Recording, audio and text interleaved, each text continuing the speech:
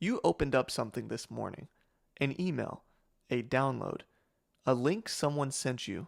You didn't think twice. Neither did 50 million other people in the spring of the year 2000 when they opened an email with three simple words in the subject line: I love you. The message itself was brief. Kindly check the attached love letter for you. That was all it said. The attachment was a file named loveletterforyou.txt.vbs. Most people didn't notice the extension. They just opened it. Within 10 days, the I love you worm had infected more than 50 million computers across the globe. It crippled systems at the Pentagon. It shut down email servers at the British Parliament. It caused an estimated $10 billion in damage. And it was written by a 24-year-old student in the Philippines named Onel De Guzman, who reportedly said he never imagined it would spread that far. He didn't need an army. He didn't need a sophisticated operation. He needed one email, and human curiosity did the rest. Here's how a computer virus actually gets from one device to millions, and why the answer tells you something important about your own habits right now. Most people imagine a virus as something targeted, a hacker sitting somewhere actively attacking them specifically. That image is almost always wrong. Viruses spread because they're designed to exploit something far more reliable than a deliberate attack. They exploit behavior, normal behavior, the kind of thing you do dozens of times a day without thinking about it. A computer virus is code with one goal beyond whatever damage it's designed to cause: copy itself and attach to something new. That's the viral part, and it's not a metaphor. It works the same way a biological virus would. It finds a host, replicates inside it, and then reaches for the next one. The difference is speed. A biological virus needs physical contact. A digital virus needs a connection. And everything you own is connected. Fred Cohen, the researcher who coined the term computer virus in his 1983 doctoral thesis at USC, demonstrated that a piece of malicious code could spread from one machine to another in as little as 30 minutes under normal lab conditions. Most people at the time didn't believe the threat was real. They believed him eventually. In the early days of computing, viruses spread through physical media. A floppy disk passed between coworkers, a shared hard drive at the office, a program copied from one machine to another. The spread was slow because the physical world is slow.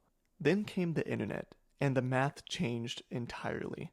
The internet turned a local fire into a wildfire. A virus no longer needed a physical carrier.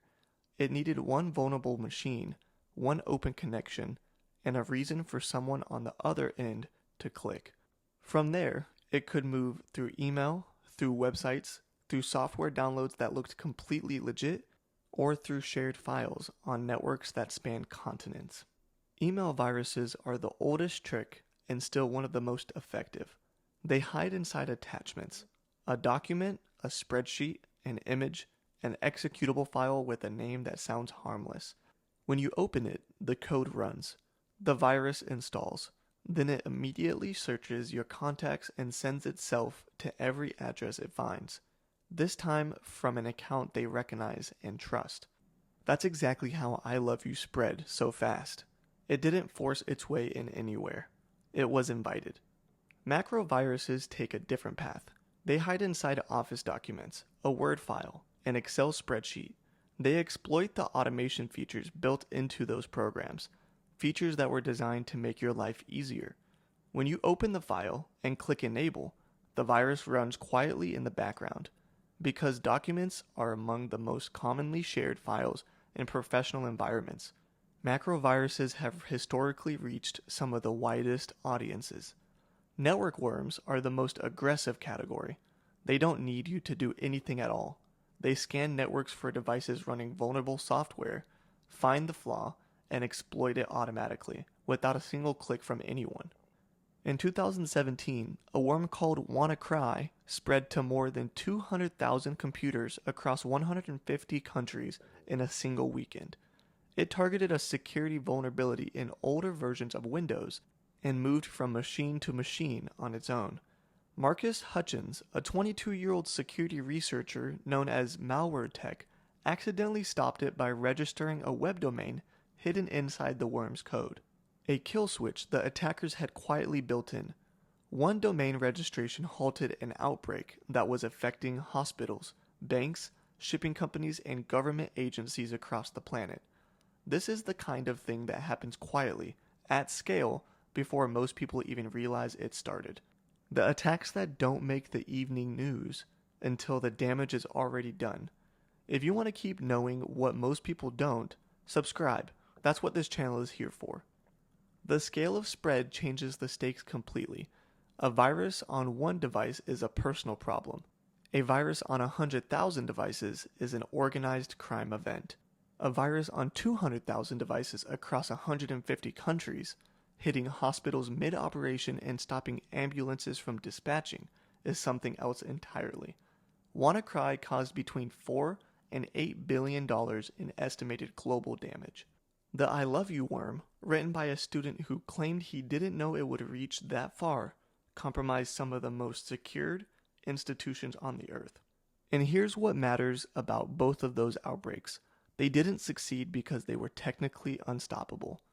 They succeeded because people kept doing the same things, opening attachments without checking, running software that hadn't been updated in months, clicking on something that looked familiar without pausing for even a second.